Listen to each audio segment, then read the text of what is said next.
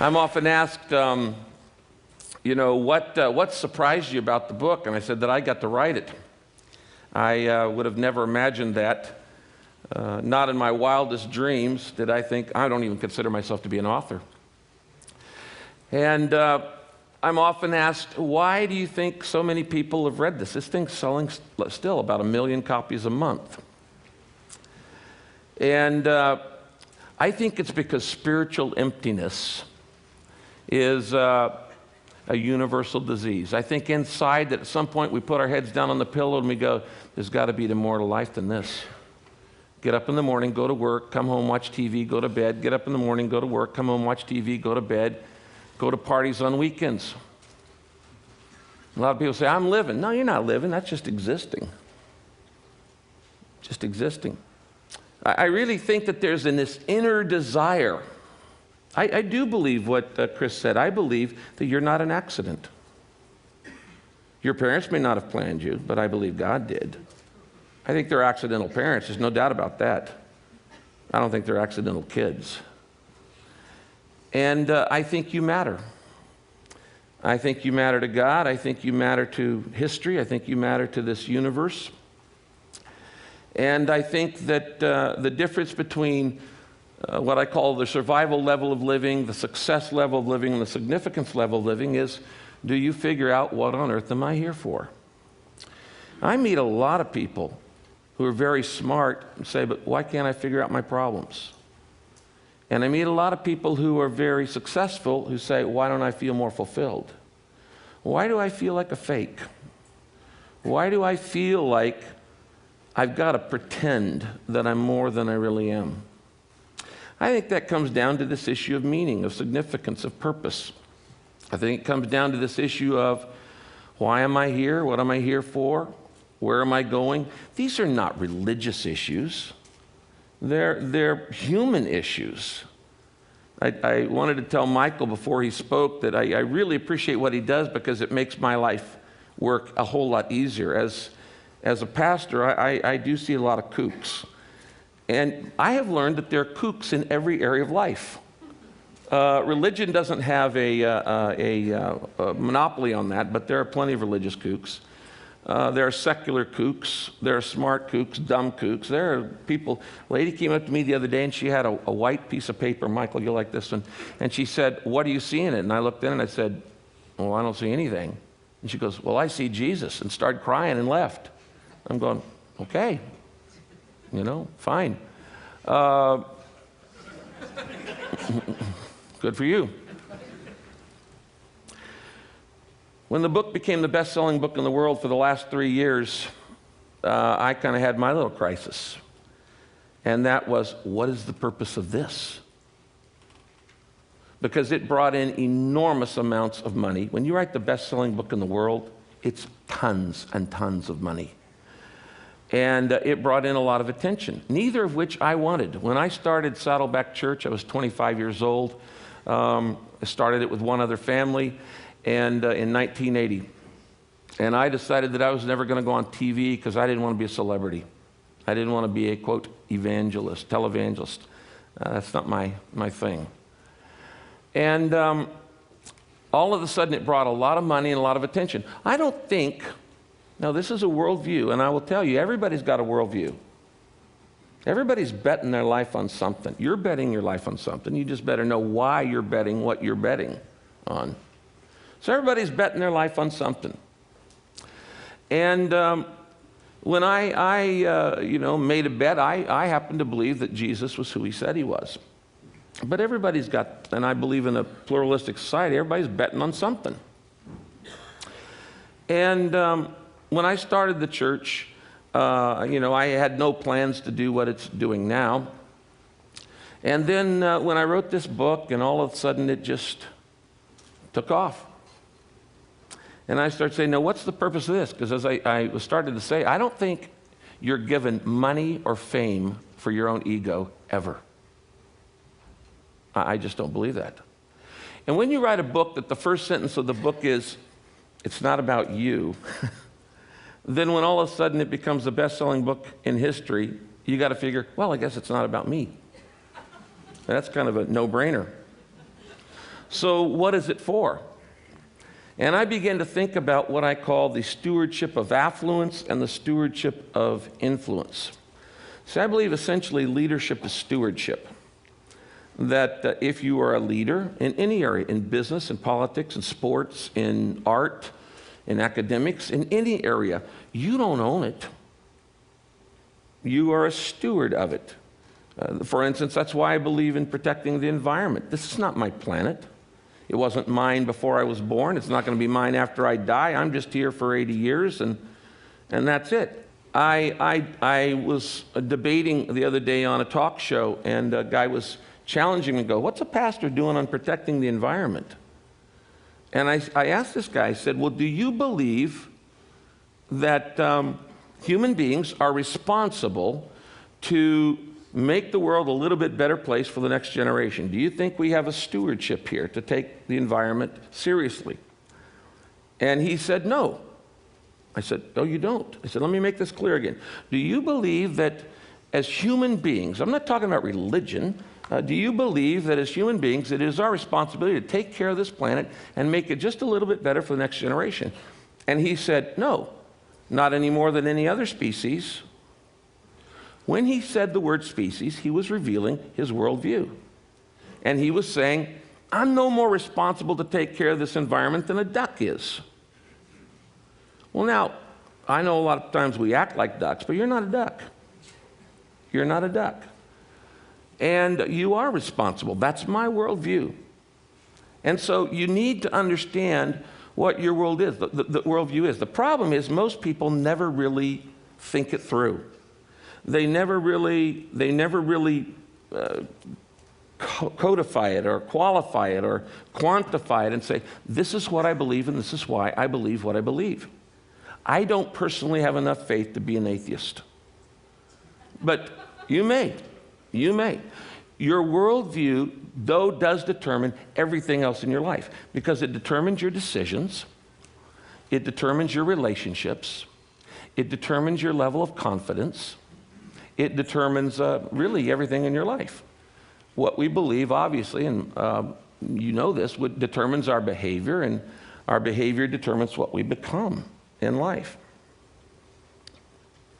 So all of this money started pouring in, and all of this fame started pouring in, and I'm going, what do I do with this? My wife and I first made 5 decisions on what to do with the money.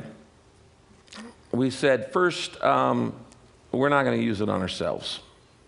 I didn't go out and buy a bigger house. I don't own a guest house. I still drive the same 4-year-old Ford that I've driven.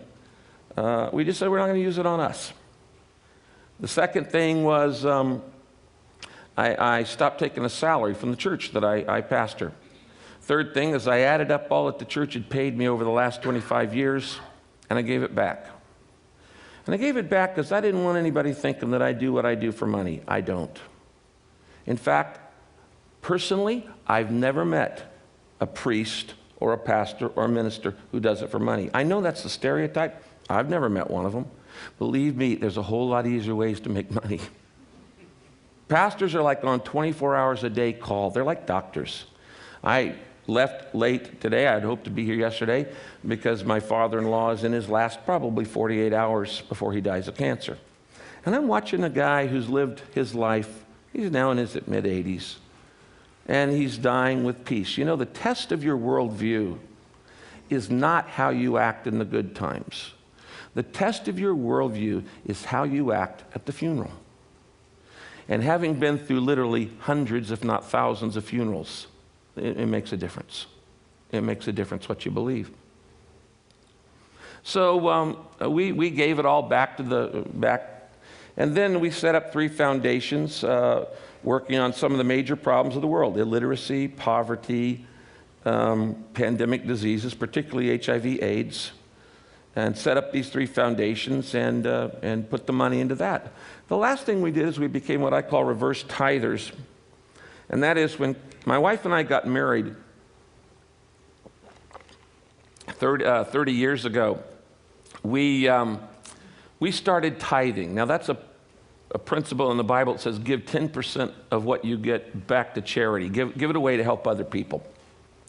So we started doing that, and each year we would raise our tithe 1%. So the first year of marriage we went to 11%, the second year we went to 12%, and the third year we went to 13%, and on and on and on.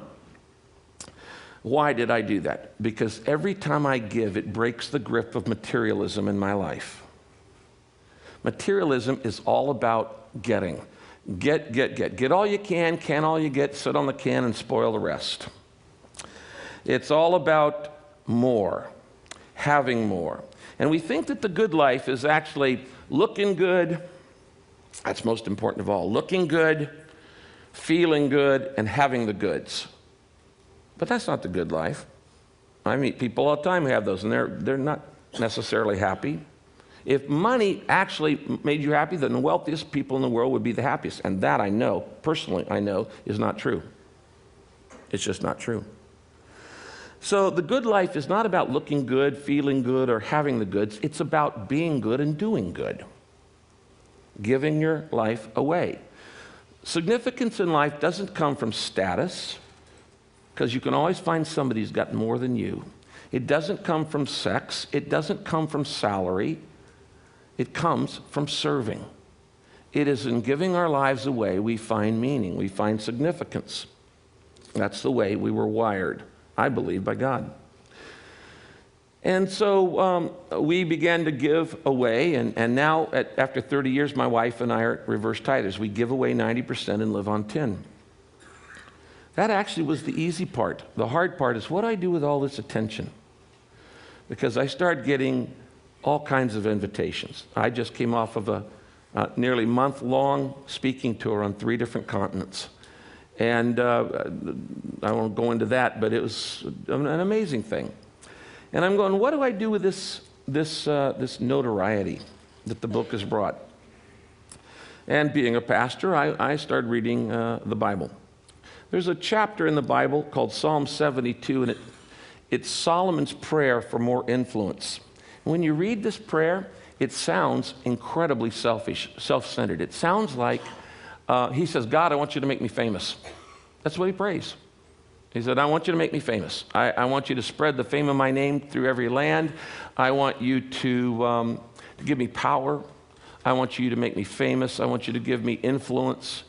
And it just sounds like the most egotistical request you could make if you were going to pray. Until you read the whole psalm, the whole chapter. And then he says, so that the king, he was the king of Israel at that time, at its apex in power, so that the king may care for the widow and orphan, support the oppressed, defend the defenseless, care for the sick, assist the poor, speak up for the foreigner, those in prison. Basically, he's talking about all the marginalized in society. And as I read that, I looked at it and I thought, you know, what this is saying is that the purpose of influence is to speak up for those who have no influence. The purpose of influence is not to build your ego or your net worth. And by the way, your net worth is not the same thing as your self-worth. Your value is not based on your valuables. It's based on a whole different set of things. And so the purpose of influence is to speak up for those who have no influence. And I had to admit, I can't think of the last time I thought of widows and orphans. They're not on my radar. I pastor a church in one of the most affluent areas of America. There are a bunch of gated communities. I have a church full of CEOs and scientists. And I could go 5 years and never, ever see a homeless person. They're just not in my pathway. Now they're 13 miles up the road in Santa Ana. So I had to say, okay, I will use whatever affluence and whatever influence I've got to help those who don't have either of those. You know, there's a story in the Bible about Moses, whether you believe it's true or not, really doesn't matter to me, but Moses, if you saw the movie The Ten Commandments, Moses goes out and there's this burning bush and God talks to him and God says, Moses, What's in your hand? I think that's one of the most important questions you'll ever be asked. What's in your hand? Moses says, it's a staff. It's a shepherd's staff. And God says, throw it down.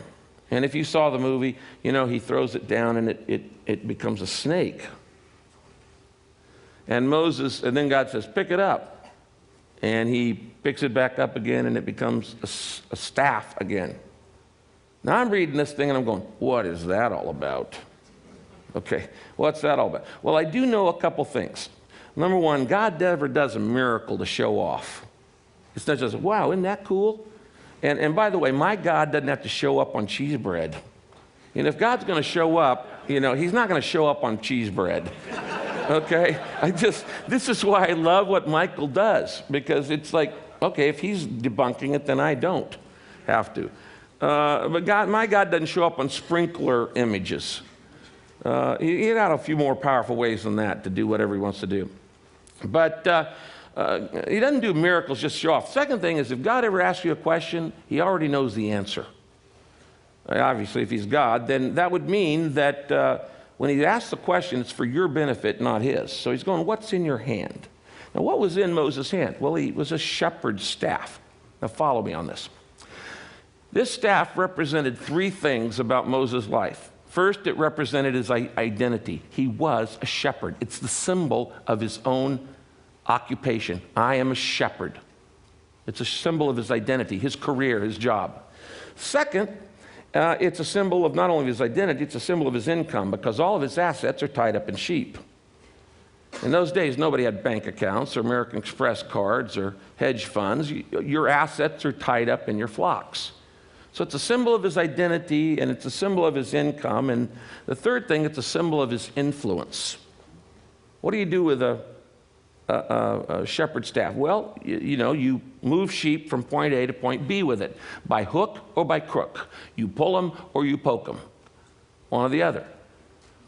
So he's saying, you're going to lay down your identity. What's in your hand? You've got identity, you've got income, you've got influence. What's in your hand? And he said, if you lay it down, I'll make it come alive. I'll do some things you could never imagine possible. And if you've watched that movie, 10 Commandments, all of those big miracles that happen in Egypt are done through this staff. Last year, I was invited to speak at NBA All-Stars game. And so I'm talking to the players, and because most of the NBA teams, NFL teams, and all the other teams have done this 40 Days of Purpose based on the book. And I asked them, I said, what's in your hand? I said, what's in your hand? I said, it's a basketball. And that basketball represents your identity, who you are. You're an NBA player. It represents your income. You're making a lot of money off that little ball. And it represents your influence. And even though you're only going to be in the NBA for a few years, you're going to be an NBA player the rest of your life. And that gives with you enormous influence.